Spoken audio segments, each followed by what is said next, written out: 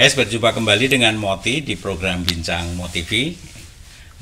Waktu saya masih muda dulu, masih frater, saya sering bekerja di sebuah lembaga sosial.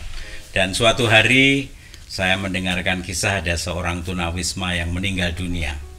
Dan tunawisma ini tidak punya KTP. Lalu terjadilah kebingungan, tunawisma ini akan dimakamkan di mana. Waktu itu saya sedih sekali karena saya tidak bisa membantu orang yang saya layani ini, tapi juga yang membuat saya sedih, saya menyadari bahwa orang yang menderita ini saat akhir hidupnya pun dia masih tetap menderita karena tidak punya tempat peristirahatan atau makam yang layak untuk jasadnya dimakamkan di sebuah pemakaman.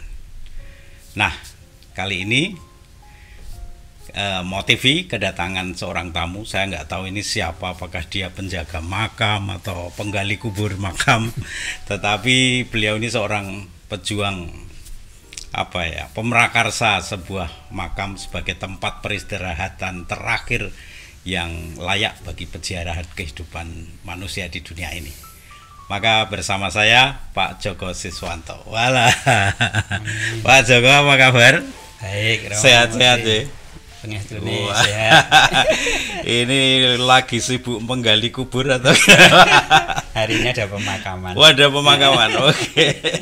Baik Pak Joko, ini pertanyaan pertama sebenarnya, Pak Joko ini siapa sih itu? Saya kenal Pak Joko kan dulu kita pernah satu alma mater, pernah mau jadi romo, lalu sekarang ini jadi dosen, lalu juga di gereja di parokinya membangun Gua Maria dan segala. Nah, Anda ini siapa sebetulnya? Ini kenalan dulu dengan pemirsa Motivi. Ya, saya manusia biasa. Manusia biasa, monggo kenalan. Jadi, nama saya Joko Siswanto, saya rasa umur sudah jelas. Alumni Mertayudan. Ya, saya memang dibesarkan dalam lingkungan pedesaan. Dari kecil saya keluar masuk makam Romo. Jadi dari desa mana? Seragen Sendang Agung, Minggir. Ya. Klepu ya, daerah Klepu. Paroki Klepu. Dan sekarang jadi dosen di mana? Di akuntansi Sanata Dharma. Kita sama di sana. Nah, ini kok bisa sampai cerita dulu tentang Gua Maria yang dibangun Pak Joko. Ini kan seru nih, kayaknya ada Gua Maria baru nih. Sebetulnya bukan membangun. Ya, saya hanya mengembangkan dari Gua Maria yang sudah ada, hibah dari satu keluarga Bagino. Karena merasa dia mendapatkan mukjizat, sudah dibangun 2014 ya. Selama kurang lebih 7 tahun tidak ada dinamika. Terus saya menawarkan kepada pihak keluarga yang menghibahkan, apakah mungkin kita kembangkan, tetapi orientasinya adalah sebagai suatu tempat doa yang menyatu dengan lingkungan alam. Gua Marianya namanya apa nih, Pak Joko? Bunda Penolong Abadi. Bunda Penolong Abadi. Dan persisnya di mana, bisa digambarkan? Di pojok itu stasi pojok. Iya. Dari gereja stasi ya paling 50 meter. Dari di lingkungan stasi pojok itu ya. Betul. Nah, sekarang kok bisa tersesat di soal pemakaman nih, gimana nih ceritanya? Kalau ini ceritanya jauh lebih dulu, Romo. Lebih dulu malahan. Gimana? Kami yang menstimulan itu, pemicunya adalah kami hidup di perumahan. Di perumahan, kemudian orang perumahan itu kan tidak memiliki makam. Ketika di kampung setempat itu bisa menerima sih nggak ada masalah. Tapi mungkin warga kampung melihat juga kok banyak warga perumahan yang meninggal. Sehingga makam itu menjadi cepat penuh gitu kan. Sehingga ada kebijakan dari kampung bahwa makam kampung untuk warga kampung. Itu. Nah, kemudian pada waktu itu ada salah satu umat Katolik yang dimakamkan jam 4 sore. Kemudian jam 10 malam harus dibongkar. Oh. Nah itu yang membuat saya kok prihatin ya Romo ya. Nah kemudian ini saya tawarkan ke beberapa orang termasuk Romo Widodo pada waktu itu dan dapat sambutan bagus. Jadi sebetulnya pemicunya itu. Kemudian kami mengajak beberapa umat Katolik yang lain lintas paroki sebetulnya yang mempunyai visi dan misi yang sama. Kita akan kalau bisa menyediakan tanah makam minimal untuk orang-orang yang sangat memerlukan. Jadi bukan orang yang mampu tetapi orang yang sangat memerlukan. Dan itu memang seperti itu. Nah, ini sekarang ada kaitannya dengan nama Sinukarto. Itu artinya apa sebenarnya? Dan ini sebenarnya apa? Yayasan atau perkumpulan atau apa nih? Paguyuban. Ya. Paguyuban di bawah naungan ya sebetulnya kalau dulu idealnya di Kepikepan. Karena yang merestui pertama Romo Pikep, Romo Joyo. Terus kami konsultasi dengan Monsinyur Haryo. Kemudian Romo Haryo juga merestui, hanya pada waktu dengan syarat tidak boleh ada unsur bisnis, cuman itu aja. Jadi ini kami bentuk paguyuban. Nah karena ada paguyuban, kami mendapatkan bisa membeli tanah di Bangun Jiwo sana, itu kan masuk paroki Pugeran. Bangun Jiwo itu di daerah masuk paroki Pugeran berarti daerah Jogja Selatan. Jogja Selatan ya, Bantul. Bantul ya? Iya, Bantul. Paroki Pugeran. Nah, semua perizinan kami lewat paroki Pugeran. Dan Romo paroki siap mendukung juga. Nah, bisa diceritakan awal mula terbentuknya Sinukarto ini dan bergeraknya di bidang apa saja? Apakah hanya khusus pemakaman atau juga yang lain? Khusus pemakaman. Karena kami melihat tadi Romo keprihatinan tadi ya tunawisma sama sebetulnya. Karena yang tidak hanya yang tunawisma ya Romo jadi banyak keluarga-keluarga itu yang kadang-kadang tidak siap juga untuk mencari makam di mana, apalagi perantauan. Ada juga mahasiswi yang ya ada insiden gitu ya, kemudian harus melahirkan anak dan anaknya nggak tertolong meninggal. Ya kami siap untuk itu. Prinsipnya membantu yang sangat membutuhkan. Sinukarto itu artinya dimuliakan dari bahasa Sanskerta. Sinukarta. Ya, dimuliakan. Iya. Wah, ini nama yang bagus ini. Baik. Mengapa sih sebenarnya begitu concern pada pemakaman ya? Pada soal-soal kematian ya. Ada keprihatinan apa di balik itu semua? Ya, kadang orang takut mati ya Romo. Ya. Jadi itu.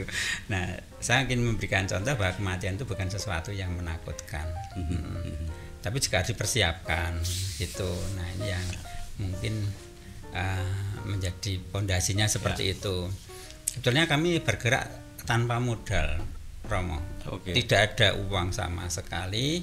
Nah ini yang mungkin bisa dianggap keunggulan bahwa tim kami relatif solid dan hampir setiap minggu kami novena.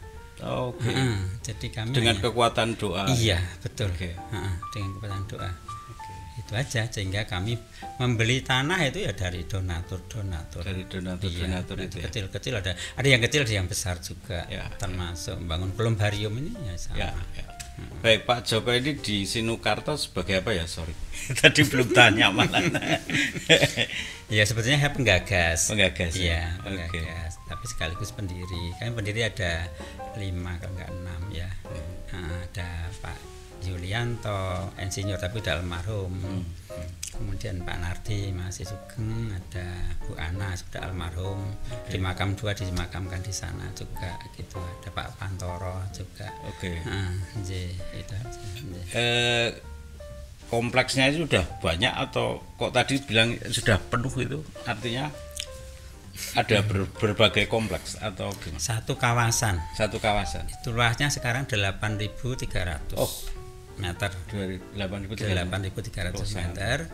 Kemudian pada waktu itu kan 5 tahun dipakai itu sudah hampir sepertiga lahan gitu Romo yang terpakai untuk makam. Nah kami kan ya berpikir kalau itu 5 tahun berarti 15 tahun lagi pasti penuh.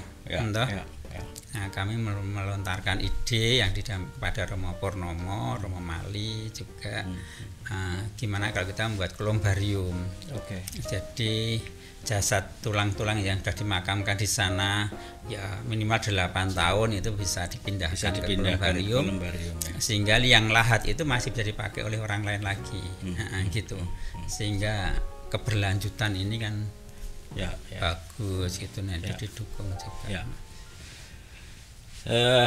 Tadi saya itu bercerita di awal tadi kesedihan ya. Saya yang membuat saya shock itu kan ternyata kematian tidak menyelesaikan masalah ya. Kan orang menderita lalu mati seolah-olah masalah selesai, tapi ternyata tidak. Nah, menurut Pak Joko sendiri seberapa pentingkah kematian itu harus kita sungguh siapkan gitu ya kan? Iya. Menurut saya ya penting, cukup penting. Sangat penting. Kalau bisa tidak terlalu mengganggu keluarga, anak, istri, suami, cucu, menantu, gitu kada disiapkan. Nah, kalau kita bisa membantu dalam hal ini kan umat Katolik jauh lebih bahagia lagi, harapannya di situ. Oke. Jadi memang sungguh orang mati tidak bisa membantu dirinya sendiri, tapi juga kita membantu keluarga-keluarga supaya tidak dibingungkan oleh tempat, oleh perizinan dan segala macam ya. Jadi sudah ada tempat tersedia dan tempat yang layak di akhir hidupnya ya. Baik. Nah, sekarang sebagai orang beriman, sebagai orang Katolik, apa di mata Pak Joko ini apa sih kematian itu? Ya, suatu transisi aja dong. Transisi. Iya. Ini agak enteng sekali. Kalian tidak takut mati. Ya, saya selalu mengatakan kematian tidak menakutkan. Gitu. Nah, ya saya melihat ada semacam layar gitu ya. Karena fisik itu kan ya pasti musnah. Tapi jiwa kan tidak. Nah, ini yang perlu kita persiapkan. Bahwa makam itu kami desain, kami rancang itu bukan makam yang menakutkan sebetulnya. Tapi sebagai suatu taman ya. Betul ya. Oke. Maka ini ada lingkungan makam, ada kolumbarium, ada taman doanya. Nah, itulah jadi kalau orang atau keluarga jauh datang dan segala macam itu seperti datang ke suatu taman gitu. Ini ideologi menarik ini. Dan ini kayaknya belajar teologi ini. Romone urung metu. Ini memang di konsep itu ya. Betul, jadi memang supaya orang ke kuburan itu, ke makam itu tidak takut. Betul. Ya. Dan ini seperti rekreasi menemui saudara yang sudah meninggal. Betul. Wah, ini ide menarik ya. Jadi memang peristirahatan terakhir itu sebuah taman yang indah. Wah, ini menarik ya. Baik. Soal pembangunannya sendiri, pengalaman Pak Joko dan teman-teman membangun ini, hal yang paling sulit apa? Sebetulnya yang kalau dikatakan sulit ya bisa, tapi dikatakan tidak ya tidak, karena administrasi itu kadang-kadang membutuhkan waktu yang cukup lama. Cukup lama. Oke. Ya, untuk izin makam sendiri kan butuh waktu 5 tahun. Untuk izin saja 5 tahun. Ya, karena harus sampai ke Menteri Dalam Negeri kalau nggak salah. Itu ya Jakarta.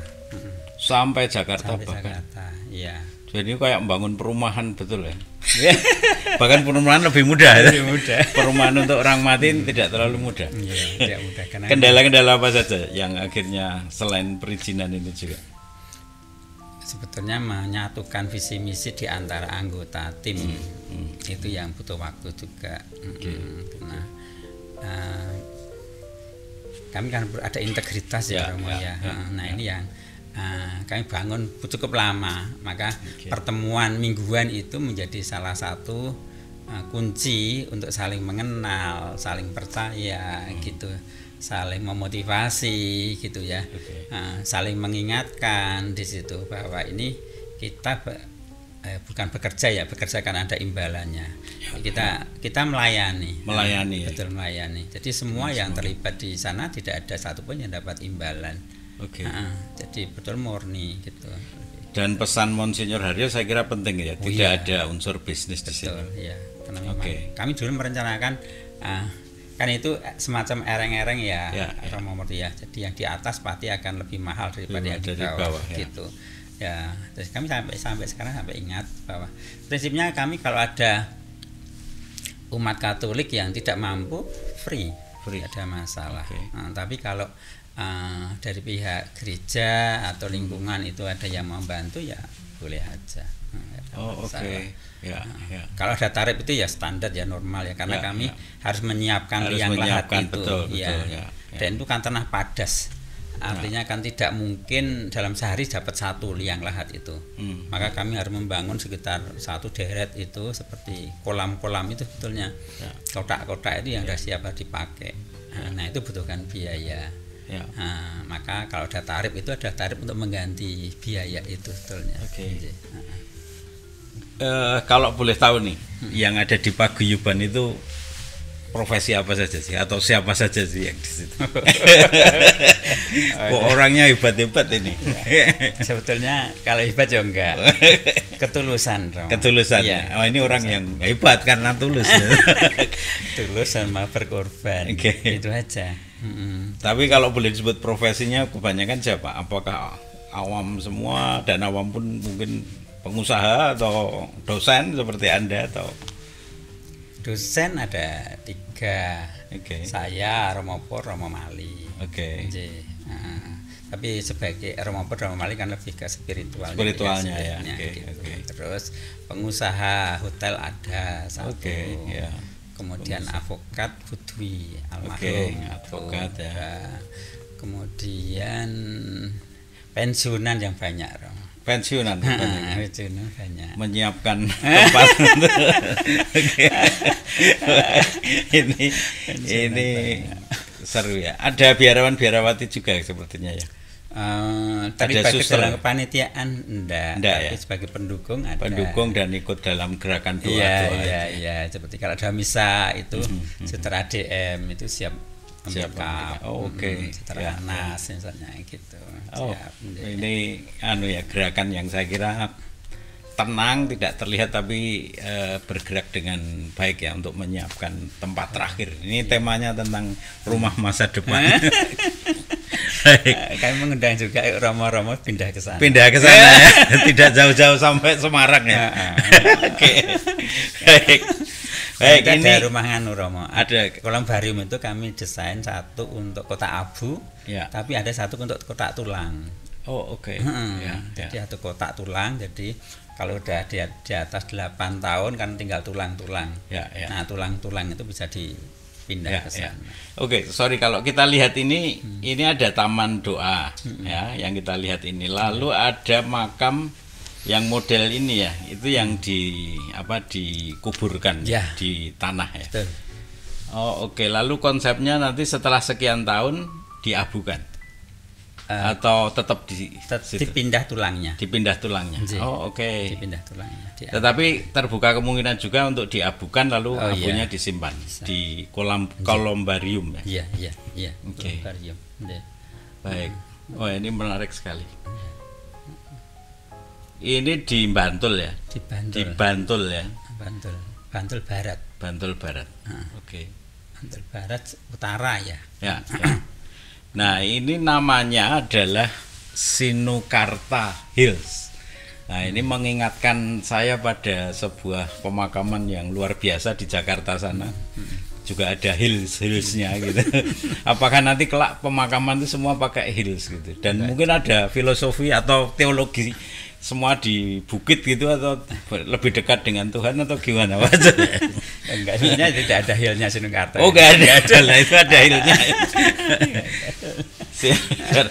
Ya sebetulnya kalau konsepnya dulu kan kami memperoleh tanah yang bisa digunakan untuk pemakaman umat Katolik yang sangat membutuhkan. Tapi ini terbuka juga ada yang non Katolik juga ada juga. Yang dimakamkan siang ini bukan Katolik juga.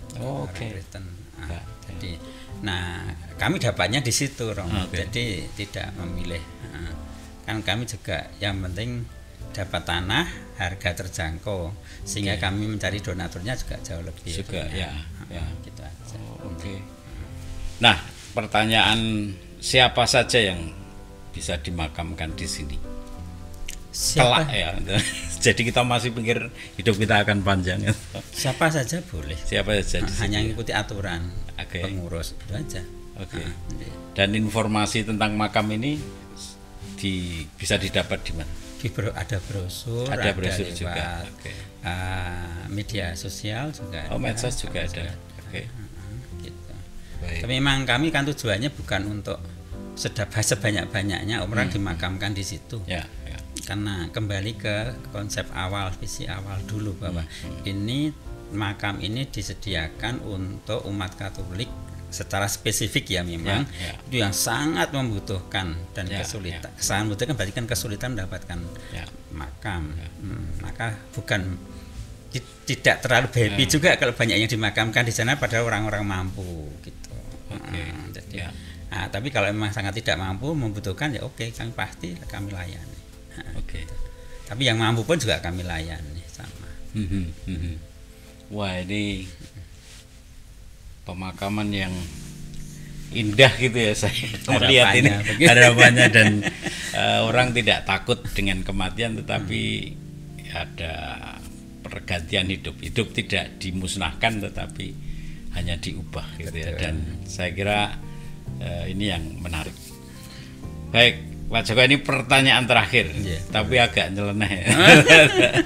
Karena Pak Joko ini sekarang bekerja, meskipun masih aktif sebagai dosen, bekerja di dunia yang dekat-dekat dengan kematian ini. Pertanyaannya, mati yang bahagia itu seperti apa sih? Jadi dengan penuh senyum. Mati dengan penuh senyum. Jadi apa? Tertawa lebar gitu ya. Bibirnya melengkung ke bawah sehingga kelihatan tersenyum atau gimana? Ya, kadang kan biasanya sering mendampingi seperti itu ya Romo ya. Kadang orang mau mati kadang sulit juga, tapi ada yang dengan mudah, ada yang sudah tahu kapan dia akan meninggal. Nah kan sebetulnya orang yang sudah tahu kapan akan meninggal itu kan lebih happy daripada yang menanggung banyak beban gitu ya. Nah kami ingin meringankan, jangan sampai orang yang mau meninggal kesulitan makam itu saya sudah banyak yang Pak Joko misalnya seandainya saya mati di sana boleh enggak dimakamkan. Syaratnya apa? Boleh, syaratnya mati dulu, saya bilang. Baru dimakamkan. Nah, ini lalu manggil Pak Joko ini sebagai apa nih, lalu apa? Ini juru kunci atau malaikat apa? Penjaga pintu gerbang kematian atau gimana? Oke. Ya sama-sama melayani. Sama-sama melayani. Oke, Pak Joko, terima kasih sudah ngobrol-ngobrol, dan ini saya kira informasi yang menarik sekali tentang Sinukarta, pemakaman yang indah ya. Saya pamitan dulu. Guys, itu tadi obrolan saya dengan Pak Joko Siswanto yang memprakarsai sebuah makam yang indah di selatan kota Jogja. Saya jadi ingat di kota Paris ada sebuah makam yang luas sekali, hampir satu desa, dan di makam ini tidak menakutkan sama sekali karena di desa ini seperti di desa yang ada jalannya, ada pohon-pohon yang rindang, dan semuanya menjadi teduh di situ dan jauh dari kengerian, dari kehororan, dan semua menjadi sepertinya orang mati dan punya rumah yang indah di dunia ini. Nah guys, semoga usaha Pak Joko Siswanto ini dan teman-teman yang menyediakan tempat terakhir untuk saudara-saudara kita menjadikan kematian itu bukan sesuatu yang mengerikan, tetapi kematian itu semakin mendekatkan kita pada Tuhan. Terima kasih dan sampai jumpa. Terima kasih.